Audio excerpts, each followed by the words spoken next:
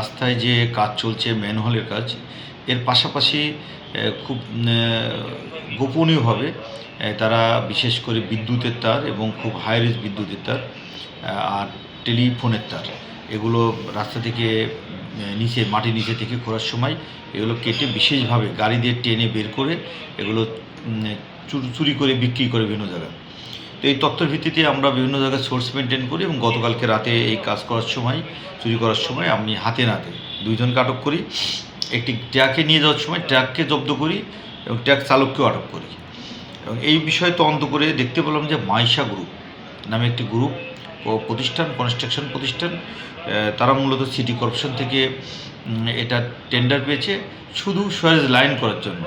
কিন্তু এই মাইশা গ্রুপ তাদের সাব কন্ট্রাক্টরের মাধ্যমে কাজ করার সময় এই তারগুলো চুরি করে বলে আমরা প্রাথমিকভাবে তদন্তে পাচ্ছি এবং এই সংক্রান্ত একটি মামলা রুজু করা হয়েছে।